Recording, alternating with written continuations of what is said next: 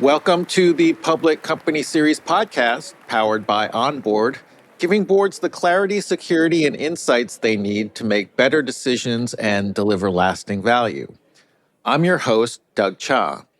This podcast series is designed to give corporate directors, executives, and governance professionals the insights and tools they need to build boards that are agile, resilient, and prepared for the future. It's based on the book Board Structure and Composition, which is part of the Public Company series published by the New York Stock Exchange and JP Morgan. My guests for today's episode are Blair Jones and Todd Sirras, both managing directors at Semler Brossy. Blair and Todd authored the chapter of the book entitled The Expanding Compensation Committee Mandate. Blair and Todd, welcome to the show. Thanks so much, Doug. It's great to be with you. Thank you. So I'll set the context for today's discussion and then we'll jump into it. The Compensation Committee has evolved from having its sole focus on how to compensate those in the C-suite to how the company manages its entire workforce. So the underlying challenge that Blair and Todd address in their chapter of the book is the need for boards to expand the scope and practice of corporate governance beyond the executive ranks in response to rapidly developing technological, regulatory, and societal shifts. In their chapter, Blair and Todd talk about how and why compensation committees' mandates are evolving, why the shift is so important, steps the board can take to make the most of their expanded role, and a roadmap, sample calendars, and tips for building a robust, adaptable, data-driven next-generation compensation committee that can help talent-forward organizations succeed for decades to come. And with that, let's take a dive into this. So, the Compensation Committee was originally conceived as a committee to set and approve executive compensation and really spent the bulk of its time on the compensation of the CEO. But you explain in your chapter how it's evolved to looking at the comp benefits and workplace culture of the company's entire workforce. So maybe just an overview from how we got from here to there. Yeah, absolutely. And it's been an interesting evolution. Probably the first foray for the Comp Committee beyond its traditional mandate was with succession planning. Committees and boards were getting criticized for not having enough ready now successors, and companies were being scrutinized and questioned about too many hires from the outside. So boards began to look at their processes for developing leaders. They began to look a little bit more deeply into the organization as to what their bench was, to think about the skills they would need for the future. And in many cases, the compensation committee became a natural repository to take on that work, particularly below the CEO and maybe most senior C-suite levels. So that was step one. Then we ended up with a number of regulatory requirements related to pay equity, related to the CEO pay ratio, and also some disclosures overseas related to the relationship between pay for managers and leaders and pay for the rest of the workforce that really brought a different level of conversation about pay beyond the C-suite and about the compensation philosophy more broadly. So compensation committees got involved with how pay levels were determined, how we created equitable pay for equitable work, and some of those types of issues. Then you had further fuel to the discussion when the whole stakeholder capitalism came into the forefront and acknowledged that there were a multitude of issues that boards and committees should be looking at. And that got them into looking at things like culture and looking at inclusion and looking at engagement scores.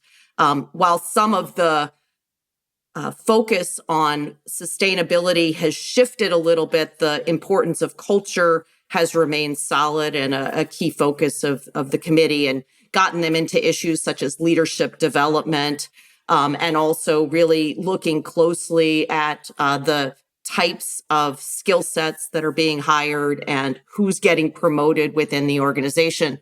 Then most recently, with the real exposure to AI that almost every company has, HR has again come into the forefront with compensation committees and HR leaders being tasked with looking at organization design differently in the age of a workforce that will include AI agents, how you reskill workers to be able to thrive in this environment, et cetera. So the work that the committee has been taken on has been expanding and evolving, but has remained very, very important today for the committee to take that work on.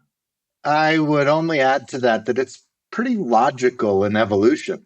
And from the perspective of governance, and if you strip away all of the structure and say the objective is to have the company's investment in its people, which is compensation, be optimized, then the compensation committee is just the logical place to be thinking about all that stuff, because compensation represents a lot more than just dollars that go into someone's bank account. It's a very important focal point for explaining to people what's important, how they're valued, what the company values, and where they see their mission and how that all works. So for the compensation committee to extend from what used to be, now this goes way, way back, when Blair and I started in this business, there was a compensation committee, but they really were, it was like a scalpel. They did one thing.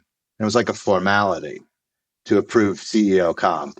And as governance has expanded its perspective and its view, when the compensation committees become more important, it's like you have all these talented directors focusing on this thing that many of them deal with in their day job all the time, and asking them as a compensation committee to take on a broader mandate on behalf of the company where they're a director. It just makes sense. It makes sense to do. And it's evolved that way to the benefit of the corporations. We think it's been extremely helpful for comp committees to be thinking more broadly than just saying, is that number okay? Check or not check.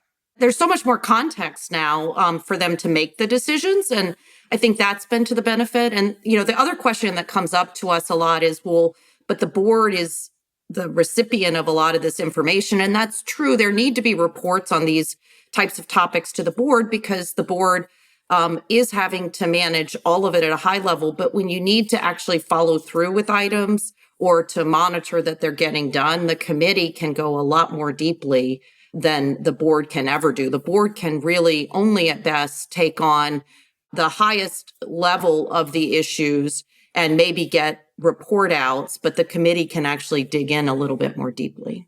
What I remember is that the expansion of the executive compensation disclosure in the proxy statement is really what drove a lot of this. That I remember the first time the requirement for a CD&A came out, compliance, disclosure, and analysis, and writing that for the first time. And it was like, first of all, it was a real pain, but it involved a lot of different people. And it required the comp committee, because they had to write basically certify to it, that made them pay a lot more attention and really dig into the complexities. And some of these comp programs are extremely complex. So I thought that was kind of the beginning of at least going from the CEO to the NEOs, and then eventually there was a lot of investor pressure. There was one consortium in particular that wanted more human capital management, which it was almost like people didn't even think about that before. So, but it's kind of like, yeah, I guess if we say that our employees are our most important assets, how come we don't talk about that in the disclosure? Right. And Other than the businesses have gotten number more of talent driven, I mean, I it's mean, true. the 10K requirements were just, okay, what's the approximate number of employees that you have? And if you have unionized workers, is your relationship with them good? That was it. That's right. And when you think about it now, you're like, wow, that's really primitive in terms of what disclosure is. Yeah, I've thought of the proxy a little bit as a one-stop shop that covers a lot of these issues and provides the context because it's supposed to provide a lot of the why and the rationale. So that framing's important. And then we see the expansion with the EU directive coming on that, a lot of the issues we're going to have to be thinking about, we're always global, but it's going to be more visible globally. So that's going to take on a new flavor as well. Yeah, definitely. Yeah, and we'll get to the global aspect later on. You say in the book that the expanded scope of the comp committee requires an expanded skill set on the board to actually carry that out. And so, what kind of expanded skill set, should boards be looking for when if looking at board composition? Broad and diverse would be where I would start with that. As Blair mentioned, as the context has expanded, the people that you need, or collectively, the skills that you need, are ones that have a very broad set of experience, specifically with those topics, because they can bring in their own expertise in that. So that's, we're talking about this as there's a numbers part to it. Okay, so you need finance background. There's a people part to it. CHROs, they live in the people world and do that. There are emerging technologies. There are all these things about how do you think about and measure performance. You need leadership that has experienced all of that. And often, if you think about it very generally, you would say, give me 4 or 5 really, really smart, thoughtful people who have done a lot of different things. That's one way to do it. The other way to do it is to round that out to say, give me all those really smart people, but give me the pros in some of the things that we need to be thinking about that touch our entire charter about paying people for good performance, whatever we call that, in a fair and balanced way, however we figure that out. You need people that have done this before. So you need a broad set of expertise that's wrapped up in a group of people who really have the capacity to think about the bigger business topics that you're dealing with. Yeah, and what I would add to that is those skill sets also in different contexts that are very talent dependent. So those people who have had to drive change, those who have had to deal with disintermediation of their industries and tried to think about the talent issues relative to that, those who have dealt with really significant labor issues, those with global workforces. All of those things, having managed those issues, whether you've been a CHRO in that situation or someone who's led a large group of people, the understanding that's required of how you think about skills and measurement and what success looks like in those situations is critical. Yeah. And so you said that a lot of boards are recognizing the value of someone like a CHRO or a CHRO who's dealt with these because, what we've talked about in terms of the expansion of the comp committee, you really could call it the HR committee because the head of HR and their direct reports are the ones reporting most of this stuff and working with the comp committee on all of these issues. So, like the audit committee, get a former CFO or accountant makes a lot of sense. But I guess, the criticism here is that these people are just HR specialists. And, we need board members that can understand the entire picture. That's why we like CEOs. And so CHRO is kind of narrow. And maybe even, I guess, HR is always looked, kind of, people have kind of looked at disparagingly at HR. Yeah. And so maybe that has something to do with it. But yeah, talk about this overcoming this perception that CHROs are somehow just not equipped to be board members. Yeah, CHROs at the end of the day, their job is to implement strategy. So understanding the big picture becomes central to that.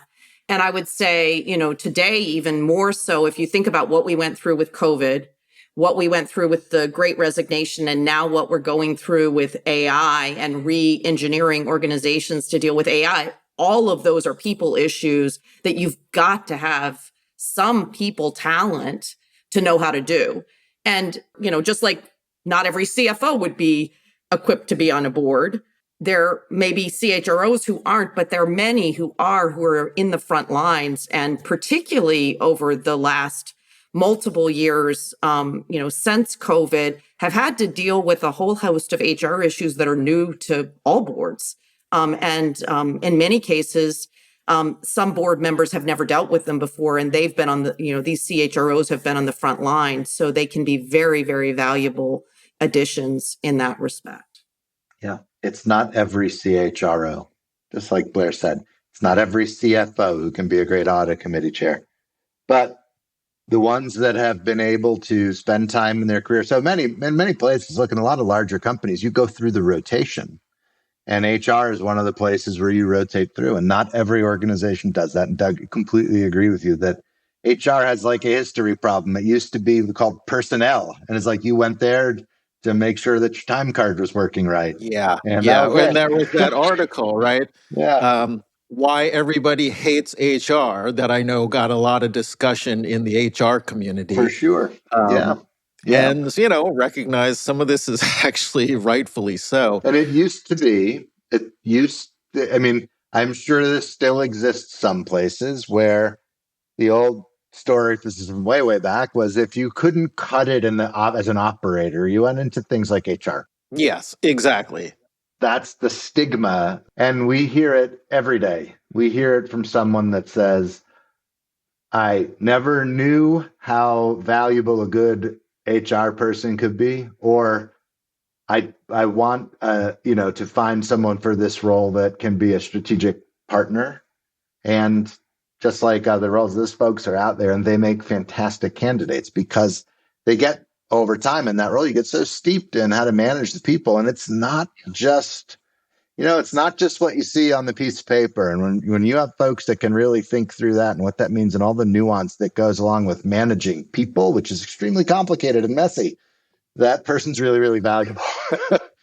Right. And there probably is some lesson here for companies to think about from two respects. I mean, one, if you get one of these wonderfully skilled HR leaders on your board, can they help raise up the caliber of your HR organization, by what they've learned? And I've seen that happen in a couple of my boards where that individual has become a mentor. But two is, some organizations are bolstering HR skill sets by having the development of those individuals start in finance, take a rotation through finance, or perhaps go out to an operator role and vice versa. And those are the people who are bringing great insights to the committee. If you can't have an HR person, I would say a business unit head who's had to manage a very complex workforce can bring a lot of that as well. I'm always fascinated by generational change within organizations. And I think HR is kind of closest to that and can really understand the issues there instead of saying, well, I had to do it this way, just force them to do it this way. And I always tell people, no, we don't change the next generation. They're going to change us. It's really just, you're fighting a losing battle. And so HR is the one that deals with these generational shifts. And now, like you said, shift to a generation that's going to need to use AI. I think it makes a lot of sense, and we'll start to see more of it. One phrase in the chapter that you use is compensation can lead culture, and that's moving into the culture discussion. So compensation can lead culture. What does that mean? The way that you pay people says a lot about the type of company that you are and what you value and what's important. It's what you're willing to pay for. So in that regard, it can be a leader in culture because it's a signal about what gets valued, what gets you ahead in our company. How do we, if you think about compensation as a marker for people who are performing well, get paid more. The things, and it's really incentive compensation on one hand, like performance measures. If you do this, you'll get this comp, and that's good. But another way is to say just the absolute amount. We pay a lot. We pay in the middle. We pay not so much because we have something like a mission that is more important and comp isn't as important. It says so much about the type of company that you are. It's why it's the most important thing to get right, kind of as you go along. And it's also the thing that you have to be very, very careful about changing because it means so many different things to every single person that touches the company. Yeah, I think to get one more level granular from what you're saying, you can structure your compensation program to send a lot of messages about how you want people to work together or work independently. So looking at two different consumer facing organizations, one, the CEO really believes one team, one dream. So they have the same measures up and down the organization where they win and die together. And that's really important. So they've sent a strong message about teamwork and that you need to figure out how you link into these global goals and make sure that we're achieving them together. Whereas another CEO came in at a time where an organization needed a turnaround and he felt like there wasn't enough accountability out in the organization. So he wanted measurement that was very directive, out to the country and business unit level. And by measuring things that discreetly, then he sends a message about, I need you to be accountable to deliver your numbers. And that will roll up to the whole. And both of those can be right. It's about CEO management style and what the company needs at a given point in time. So there's an ability through the compensation program to send those messages. And then the other level of granularity is just a message of balance, whether you're focusing on financials only or whether you put in some other measures that are more strategic in focus, that might say, yes, we need to achieve these numbers now, but we always need to be focusing on those things that are going to lead to the long term. So you see that a lot, for instance, in the pharma industry, where they're looking, at innovation-oriented types of investments and investments that they're making in adding to the organization through M&A, et cetera. And so you see those kinds of measures balancing out the financials. It sounds like you cannot pay people to just have a culture. You can't pay people to do culture. But the way your program works says a lot about the company and can really make shifts in terms of culture. I mean, looking at law firms, there's always this kind of, well, are they, do they pay in lockstep or they eat what you kill? And, it says a lot about the culture of a firm and where you would want to go. Yeah. Right. And both can be successful. So it's not a right or wrong. It's a what's right for the time and for the leader and leadership. And what's right for the employees who choose to go there. That's right. That's right. Another thing you talk about in the chapter is, this concept of culture carriers. And you say it is important to find ways to reward the culture carriers that bring a positive ethos to life. So maybe explain what a culture carrier is, because actually I'd never heard this term before. Yeah, well, a culture carrier is someone within the organization who becomes the model of the organization's values, of what's important in the organization. They're mentoring people. They're building inclusive environments. They stand out as someone who is really, a Pied Piper that people want to follow.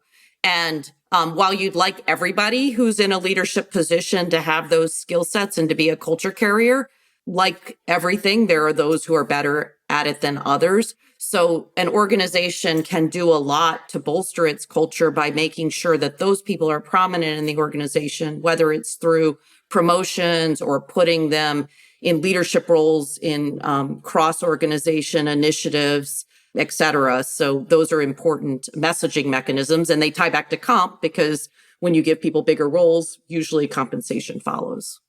So I guess, here we're talking more about talent development and promotion as opposed to just straight comp. Because, I'm thinking, again, you can't pay someone to do culture and you can't say, okay, we're paying this person more because they have, we think this is the model employee.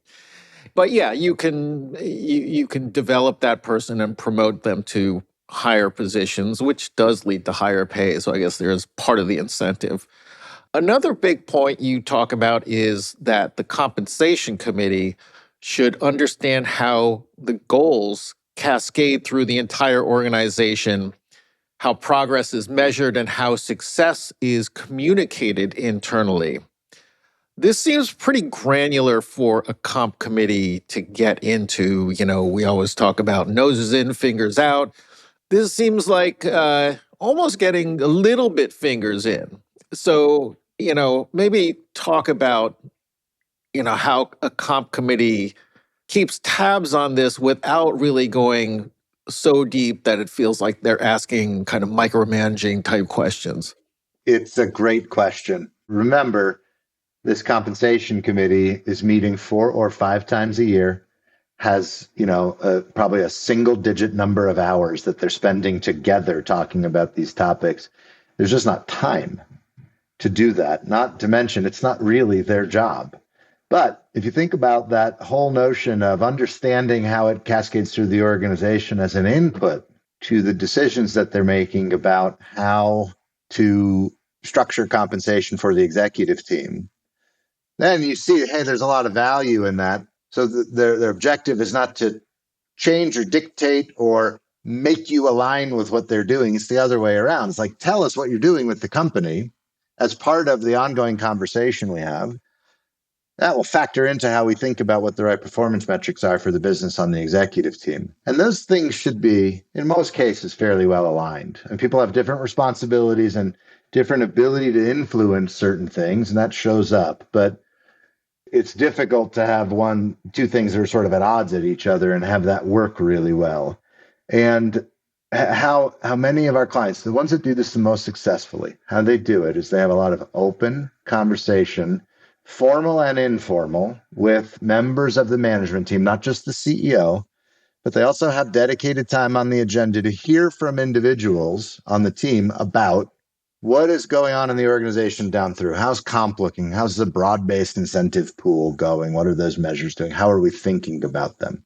So just having that highest level understanding helps them execute what's in their charter. Those responsibilities are in their charter about establishing the programs for a very small group of people. I have a client that is in the healthcare space, and quality is extremely important. And at one point, quality was actually not measured at the senior level. And there was a lot of discussion among the committee. Well, how do we know that our mandate to deliver quality services is actually felt throughout the organization? So we talked a lot about how the different units measured quality and were rewarded on quality. Ultimately, they did add something at the corporate level as well, but it was very important to know how that was cascaded out to make sure that a very important business mandate was actually getting the proper attention. Another conversation you might hear in committees is about cash. So cash flow is a measure in a number of corporate incentive plans, and committees will worry. Do people really understand what they do or what they need to do to drive that measure? So usually the HR team will then take the time to say, well, here's how we have cascaded that throughout the organization. And here are the trainings that we're doing within the organization so people understand what they can do and what levers they have to move this measure. Here are the measures that we're sharing back in the organization for that. And that's been very helpful for organizations. And then a third example of where committees might get involved is I have a client who has just acquired 2 companies that are adjacent to the business, but really will operate somewhat autonomously from the core business. And so it's been important for the committee to understand, we acquired these 2 adjacent businesses for a reason, but how are they going to be measured, such that it adds up to what we're trying to do corporately? And so we've spent a lot of time talking about, while those executives don't actually fall in the committee mandate, how they're going to be measured to make sure that the M&A purpose is actually achieved. So those are ways that the committee gets involved that are pretty important to making sure that the business is successful. One addition to that, from the committee's perspective, being able to see all of that, alignment doesn't mean that everyone gets comp for doing the same thing. Having the perspective across all the lines of business, the programs, the strategy on everything allows you to appreciate and understand where you want to create tension. It's something that incentive compensation programs can do very, very well and it creates management challenges, not in a bad way. And is that to create competing incentives, create a tension that can be very healthy if it's managed well. So, for example, Doug, if I said, we're selling widgets. And I said, Doug, your job is to sell all the widgets you can. And then I went to Blair and said, Blair, your job is to make sure that we don't get sued for selling widgets in a way that we're not supposed to be. You have competing incentives, but they might be aligned with our strategy, which is that we are responsiblewidgets.com and we sell our widgets responsibly. And you might have two different metrics and different incentive programs, but together they can work. And that's a benefit that's a perspective that the board and the senior leadership team can have and think about. And it's like kind of the other side of compensation alignment, where it doesn't have to be completely harmonious, but you should know where people will have competing objectives and how you help them manage through all that. That's a great point. I mean, having experienced this myself in terms of being the lawyer who's trying to protect the company, protect downside risk, and then you have people yelling at you saying, look, we're trying to get things done here. We're looking, we're trying to sell stuff and make a profit, and you're like getting in the way with your kind of niceties. And it's like, look, I'm just like trying to make sure we do this the right way. And I guess that's healthy tension, so long as you keep it civil. But yeah, everyone's trying to do their job. That's right. I think another point you make is about the internal communication. Sometimes I remind people that, hey, look, you're writing the proxy statement. There are a lot of different audiences out there. It's not just the investors and ISS and stuff. The internal, employees read the proxy statement, particularly certain pages of the proxy statement, and, they react to this stuff. And, you'd be surprised about how many employees, kind of cite what was said in the proxy statement and then try to, do whatever with that language. So it's always something that people need to keep in mind. As labor becomes more central and labor issues become more elevated for a number of companies, that language in the proxy is often something that is taken and many times taken out of context for some of the battles that happen between companies and their labor forces, particularly if there's a strike. So I do think what you're saying is the compensation committee becomes an important point there to understand two things. One, to understand the relationship with labor and the things that are being done to create great working conditions, because that's what everybody wants for the company, and a good labor management relationship, as well as think about when you do write these things, how will that support the messaging you're trying to give to foster that relationship or work against it, and where might the vulnerabilities be? That's another great point in terms of another audience that is going to read the proxy statement and perhaps use it as ammunition if you write things in, a not well thought out way. I mean, I think that, to me, the good compensation committees ask those kind of questions in terms of how different stakeholders are going to react. The bad ones, they just come in and say, well, what is ISS going to think about this? And anytime I hear that as the first question, I'm just like, oh my God, no. Yeah. So there's a little work to do at that point. Yeah. Let's move to the global aspect of this. So, you say that a board should work with HR to develop a deeper understanding of global compensation philosophy. And for larger multinational organizations, compare pay across regions and note where they are customized to local regulatory standards and expectations. That seems like a gargantuan task, given the multiple countries. Each one has its different ways of compensating people, what people think of as compensation, the regulations and stuff like that. How are they supposed to do this? Yeah, and there are a number of different things that a committee can do. Because you're right, again, in the spirit of, noses in and fingers out, it's how much level of monitoring do you need? But they do have to do some basic things. First of all, equity is given throughout the world. And so making sure that you're compliant with the different regulatory requirements for equity, or if equity can't be given, how you're addressing that is a basic thing, because they have to approve the equity grants that go out to the whole organization. So at a basic level, they need to do that. Increasingly, there is reporting across the world about compensation, and this EU directive will expand that and will make it even more complicated, because while it's got the same spirit, it will be implemented differently in different countries. And so understanding that, what might be said about compensation and reported about compensation becomes important. And then finally, just pay equity. When you're looking at pay equity, that started as a US exercise, but it has been expanded by most of these multinationals that you're referring to as a global exercise. So being able to understand pay equity types of issues throughout the world, because of, the reporting that's required, are requirements that the committee needs to go through and needs to have assurance that management is taking the steps to fulfill the regulatory requirements. Clearly, they can't go and calculate all of these things themselves and check that all of the data reported to them. They're going to have to choose to use the resources within the company, but they can ask the right questions to make sure they're getting the data to get the assurances that it is indeed being done and done thoughtfully. Another point you make in the book is that the comp committee needs to understand how its responsibilities intersect with other committees and the board as a whole, of course. And in particular, you talk about the nominating governance committee. How are they involved? I mean, I would think that the audit committee, it's more of a natural fit. So, yeah, talk about Nom and Gov and how the comp committee has intersection with what they do.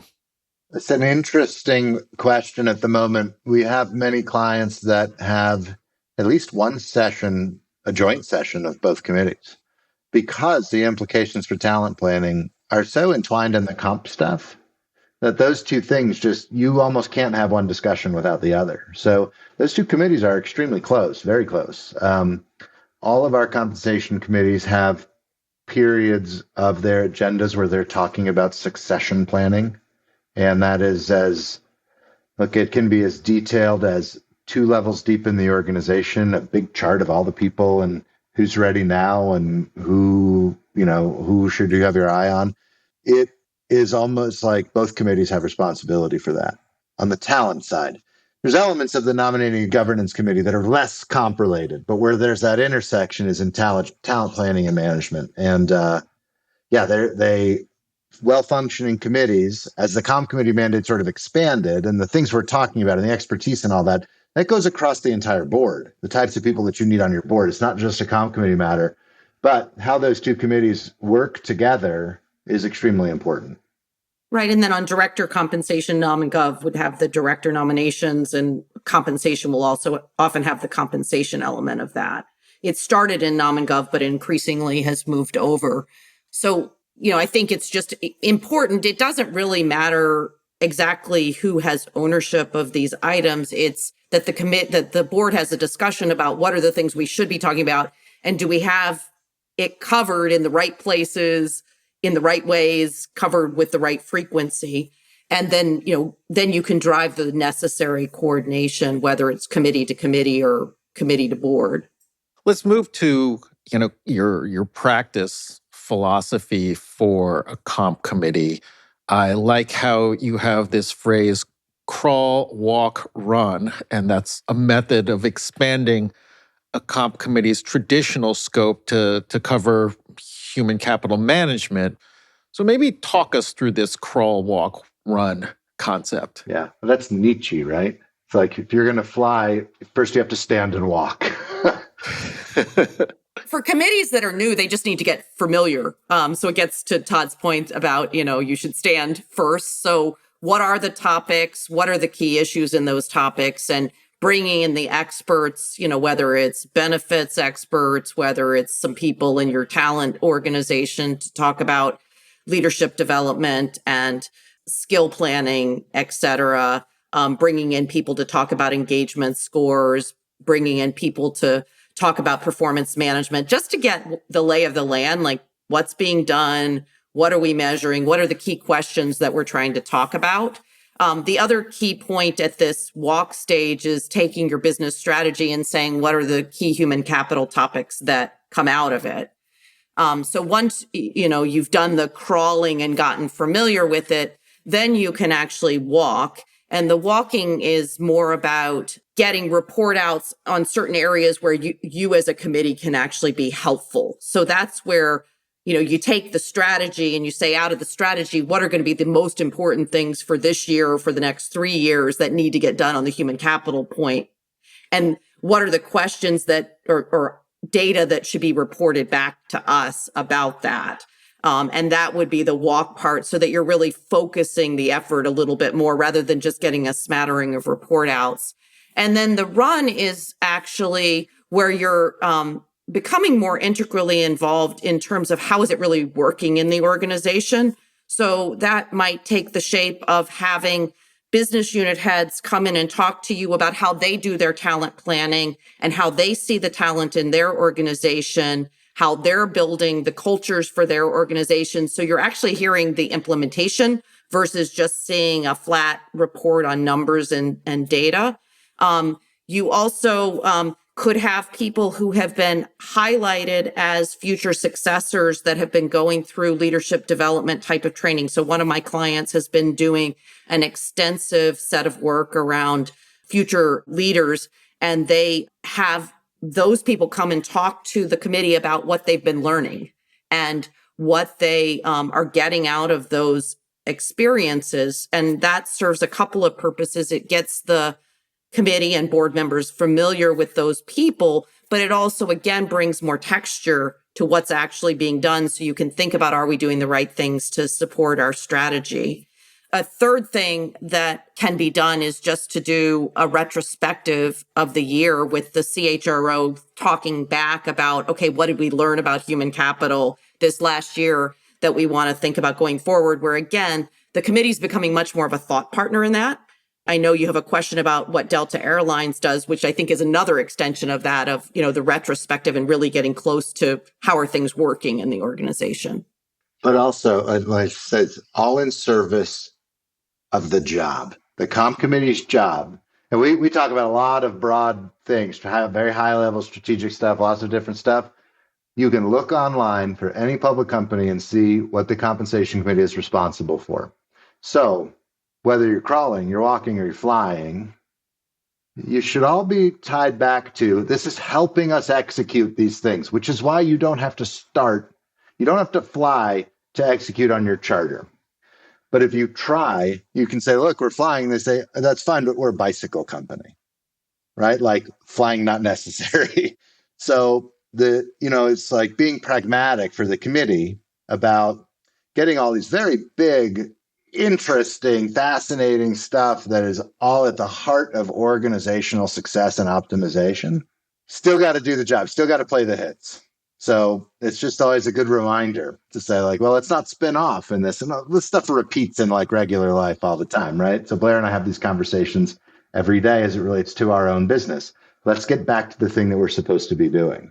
Right. And I think that's where, when you get to the run part, you're really becoming a well-oiled machine where you're trying to make sure you have the right priorities, but you're also getting the texture to make sure that what you're prioritizing is working in a real way for real people. Getting to the data point, management tends to feed the comp committee and the board with a lot of aggregated data about employee sentiment surveys and, this, that, and the other thing. And to me, aggregated data can hide a lot of stuff or just not be very useful and get at, like, really pinpoint where the issues are. How do you advise boards in terms of how do you ask the question in terms of don't give me aggregated data, or in terms of what they should be really digging for?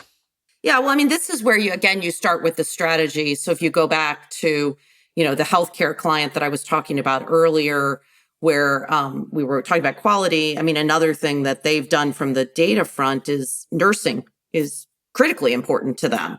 And so instead of providing aggregated data, they're actually really digging into what's happening with the nursing population and cutting it a lot of different ways, both in terms of the attraction and retention side of things, but also in terms of the engagement piece of things. And they can, look at that, cut a number of different ways, but they're focusing on a critical population for them that drives much of the success of their organization. So that's a really good example of using data right and not hiding underneath it. Then they're also then able to highlight what they're doing to improve those scores and the tactics they're undertaking, whether it's how they recruit, how they develop, and then how they promote people through the organization. So it's, I think that's one example where it's been done really well. I mean, we've also talked about labor. I have a client who's in the distribution business, and labor is really important to the way they function. So, if you just provided aggregate engagement data about how things were happening in that organization, you might miss how things are working at the distribution center level and site level. And while that feels very granular for a committee, if that's sort of the engine of what makes your organization work, understanding the dynamics there can be really, really important.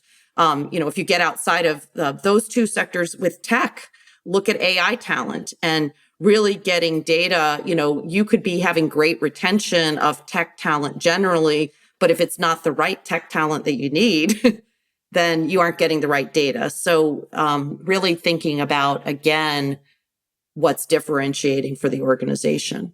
So let's get to the Delta Airlines point. In the book, I found this fascinating that you say that some boards get feedback directly from management by inviting them into the boardroom. And, even below that management level, Delta Airlines has an employee committee that relays employee concerns, perspectives, and suggestions directly to their executives and the board. I've done some work on, worker voice and whether worker voice really gets to the board. And this seems like, a great, what Delta is doing, it really seems like they care about this. I'm not sure many companies and boards do this. And part of the reason I think is because the senior managers are a little bit scared about what those committees might say. And so do you see this as some kind of a trend? It's not a trend yet. It feels like it's a really promising idea. And I mean, I think when you get back to, maybe it's not directly how does compensation affect culture, but how does the compensation committee affect culture?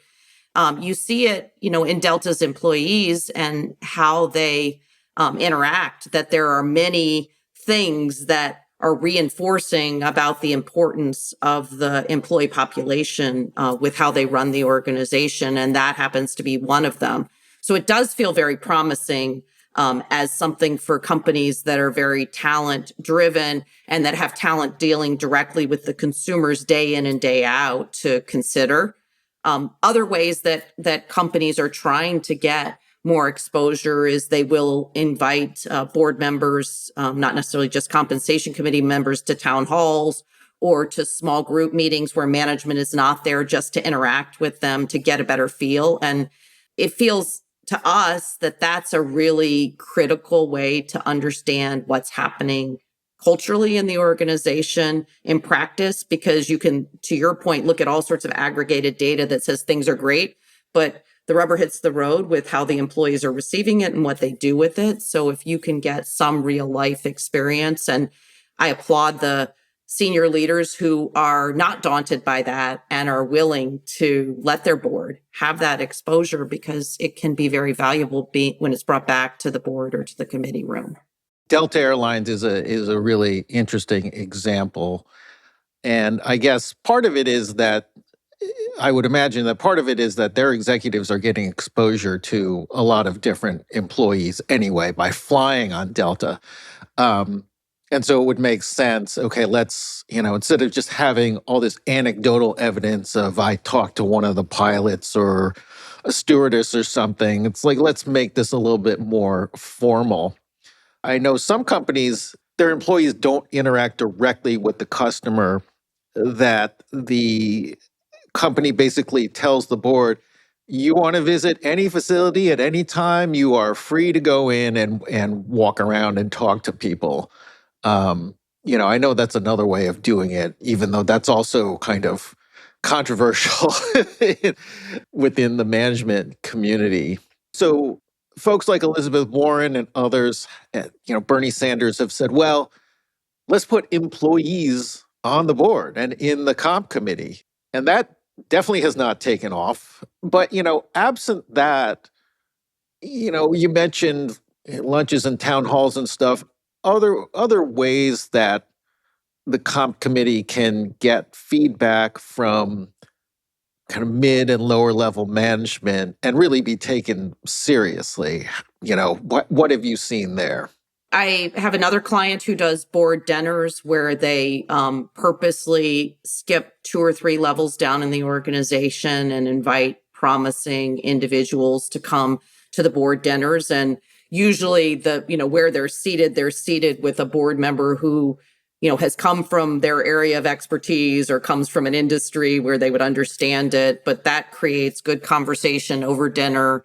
And it's a recognition event for those individuals, and that's worked quite well. Again, having some of these people come into the boardroom to talk about their experiences when you get to the run aspect of the crawl, walk, run has been very valuable because you get people who care about the company and the company has invested in them, but hopefully are going to provide some pretty candid insight at the end of the day.